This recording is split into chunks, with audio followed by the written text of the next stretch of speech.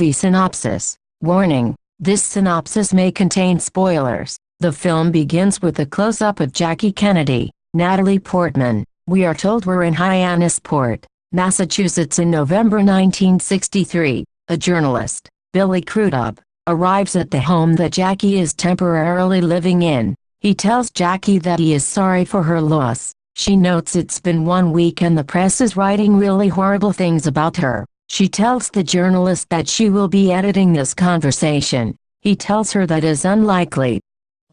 The interview begins and Jackie says she is glad she was with him, John F. Kennedy, whom she refers to as Jack, when it happened. The journalist tells her he was impressed with the tour of the White House Jackie did for CBS a few years earlier and that she could have been a broadcaster.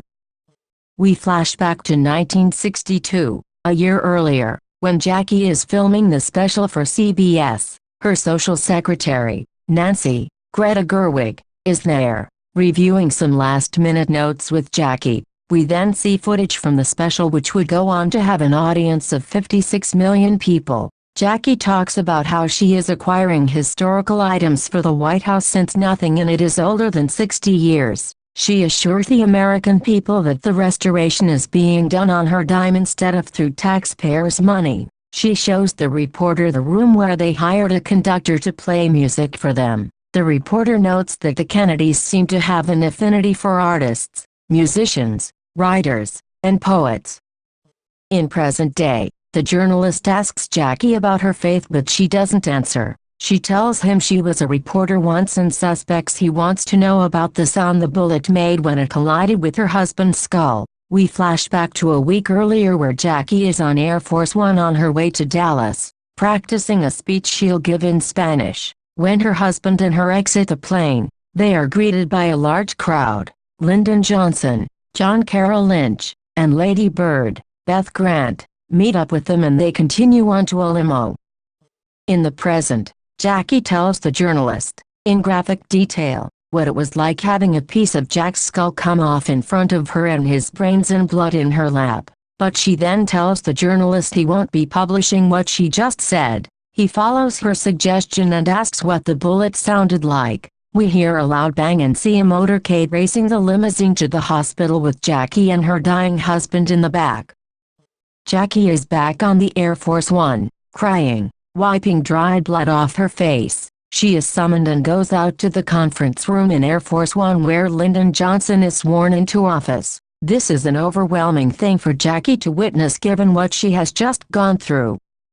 Time passes and Jackie asks a Secret Service agent about the bullet. He says they don't know yet. She tells someone else that they need to hire the Irish cadets for the funeral because Jack loved them. She is told that they'll be exiting from the rear of the plane to avoid press. Jackie doesn't want to hide but instead wants to exit the usual way. She is told when they land, they will head to the hospital for an autopsy. This upsets Jackie who wants to know what will happen at an autopsy. Lady Bird asks Jackie if she wants her to help her change before they land since she is still in the blood-stained clothes. Jackie reminds Lady Bird of all the wanted posters with Jack's face on them, stating he was wanted for treason, and wants all of his detractors to see what they've done.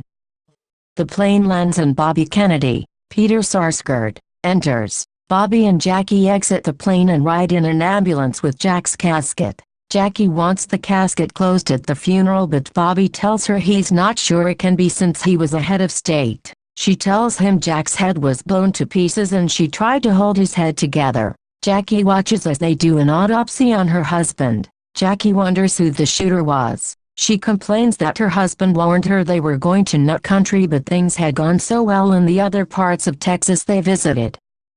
In the ambulance, carrying Jack and his casket back to the White House, Jackie asks the driver if he knew who James Garfield or William McKinley were. He doesn't know either. She asks if he knows who Abraham Lincoln was. She is told he won the Civil War and abolished slavery. Jackie notes that all 3 presidents died while in office but only Lincoln is remembered. She tells Bobby they need books on Lincoln's funeral. Jackie goes into her bedroom in the White House. She finally takes off the bloody pink Chanel suit she is wearing and peels off her blood-stained pantyhose. She washes up in the shower, blood rushing off her face. Back in present day, the journalist points out Jackie will have to get personal eventually because she'll be hounded until she does. She asks if he wants to be famous. He says no, but she points out this article will bring him a lot of attention. In the White House, Jackie is given a rundown of Lincoln's funeral, which was a grand procession all over D.C. Jackie mentions how her husband would spend a lot of money on getting votes but would always complain when she bought paintings for her restoration project. The cultural advisor tells Jackie the world's gone mad and it might be better if she takes the children and hides, so as not to get assassinated during the procession. He's interrupted by Nancy, who tells Jackie the children are awake. Jackie goes into Caroline's bedroom and explains to the children that their father has gone to look over their baby brother Patrick in heaven. Caroline doesn't understand, so she finally tells her that a very bad man hurt their father. The East Room of the White House has become a mess. Mourning the loss of JFK, John Jr. stands up and runs away but is scooped up by his uncle Bobby. Afterwards, Jack's mother tells Jackie she expects her son will be buried at the family plot. Simultaneously, Lyndon Johnson's aide, Jack Valenti, Max Casella, argues with Bobby about the funeral, saying a procession is insane. He says he doesn't want his president, meaning LBJ, walking in public. Bobby tells him his brother is going to be carried in public regardless in a casket and then tells him to fuck off. Jackie voices her concern that they won't have much money now that she has to return to the life of a civilian. She suggests selling back the furniture she bought from collectors in order to have enough money to put Caroline and John Jr. through college. Back on the CBS special, Jackie admires a portrait of Abraham Lincoln, painted 1 week before his assassination. She shows off some of the furniture that used to belong to the Lincolns, as well as the Gettysburg Address. Jackie comes into Bobby's office while he watches Lee Harvey Oswald on TV. She interrupts to tell him that she doesn't want Jack buried in the family plot. Jackie is then seen at Arlington National Cemetery, looking for the perfect spot for her husband. In present day, Jackie says that she doesn't have a home. The journalist asks why she doesn't just live in the compound they're currently at. She tells him it's cold there and he suggests lighting a fire and throwing a party. She asks why she would throw a party at the time. She says this house isn't hers and neither was the White House. Every first lady has to be prepared to have her suitcase packed. At the White House, Bobby tells Jackie that they're worried an outdoor procession will be a security risk, but Jackie is firm that they have to march with Jack's casket. That night, Jackie revisits the presidential bedroom and turns on a Victrola where a song from Camelot plays. She enters her own bedroom and goes through her wardrobe. Then she enters the Oval Office and sits at the president's desk. The song from Camelot finally ends. Jackie walks with a priest, John Hurt, through a park. She tells him she thinks God is cruel. He says God is love and is everywhere. She asks if he was in the bullet that killed her husband and if he's inside her all the time. He says, yes, and she says it's a funny game for him to be hiding all the time. She asks, what kind of God takes a husband from his 2 children, and takes her 2 babies, one in the womb and her baby, Patrick, 39 hours after he was born. The next day, Jackie asks Nancy for a list of people attending the White House. Jackie tells Nancy she used to worry that Nancy was jealous of her, which would have been ridiculous because she's buried 2 children and a husband. Nancy says she was once jealous of the dress Jackie wore in Vienna. Nancy promises to stay with Jackie despite her leaving the White House. In the White House's sitting room, LBJ, Lady Bird, Bobby and his wife watch on TV as Lee Oswald is being escorted to the jailhouse only to be assassinated by Jack Ruby. Upstairs, Jackie is getting ready for the procession. Downstairs, LBJ says they have to get a handle on the situation because it's making them look like a bunch of barbarians. Bobby demands no one tell Jackie what has just happened. Simultaneously, Jackie is telling a Secret Service agent that she needs to talk to Lee Harvey Oswald to find out why he did what he did. The agent tells her he doesn't know if she can but says no more. Nancy suggests Jackie and her children exit through the back to avoid the press. Jackie thinks the press should capture 2 heartbroken, fatherless children. Jackie leads her children out to the front of the White House. A horse-drawn carriage with John F. Kennedy's body is parked in front. Jackie rides past photographers and mourners in a limo when they get to the Senate steps. Jackie greets Lyndon and notes it's an awful way for him to begin his presidency. Later, she kneels at Jack's casket at the Capitol Rotunda. Time has passed. Jackie rushes into Bobby's office and yells at him about not telling her about Lee Oswald being assassinated. She feels she put her children's life in danger knowing how easily people are shooting others when they go outside. She wonders if the parade is really to help Bobby when he campaigns for president. She now thinks it's not worth putting their lives in danger over. We find Jackie and the priest again, walking through the park. Jackie confesses she wishes she'd had an ordinary job and married an ordinary man. The priest tells her God is working through Jackie. Jackie is shown red carpet that has been laid down in the Oval Office, which is something she previously requested, along with green carpet in the treaty room which she is told was also added. She notes that her husband had thought her ideas about decorating the White House was a vanity project, but she insists it's to share the White House's history with the public. Bobby finds Jackie in the Lincoln bedroom and tells her the following day, everyone will ride through the city and there will be no procession. Bobby notes that being in the Lincoln bedroom reminds him that one man freed millions of people from slavery. He notes that it's bad that their legacy was wasted. He fears Jack will be remembered for being a beautiful person but nothing else. He might have handled a missile crisis, but he also created it. Bobby wishes they had done more, like for civil rights and the space program.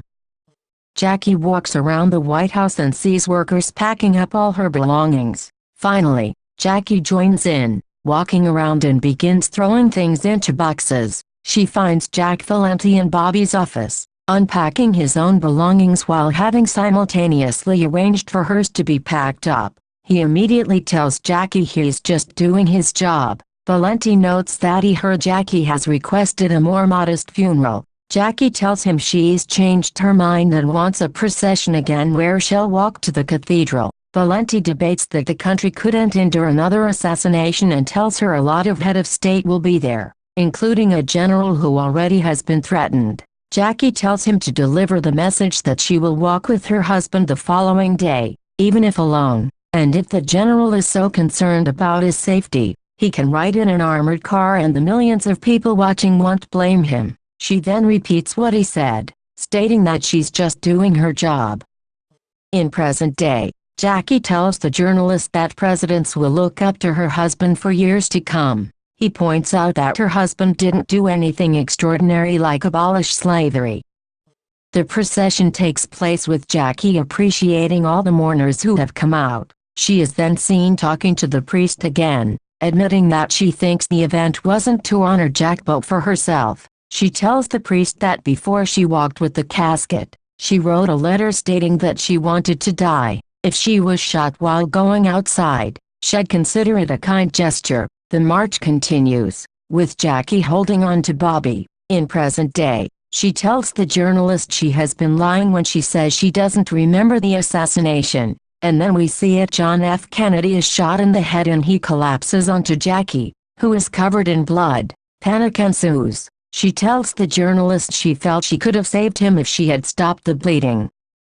Jackie asks to read the journalist's notes and then begins making changes. While she writes in his journal, he tells her Jackie has left a mark on the country, which is going through a somber period because losing a president is like losing a father. He adds that she has been like their mother, especially with the entire country watching the funeral. He tells Jackie people will remember her for years to come.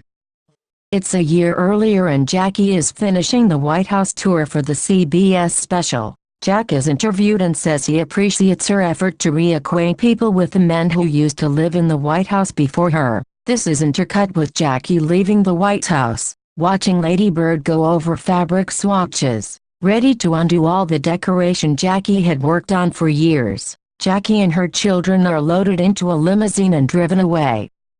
Jackie now tells the journalist that Jack and her would listen to records at night before bed and his favorite was Camelot. Jack loved history and Camelot was about King Arthur and the Knights of the Round Table. She states there will be other presidents, but there will never be another Camelot.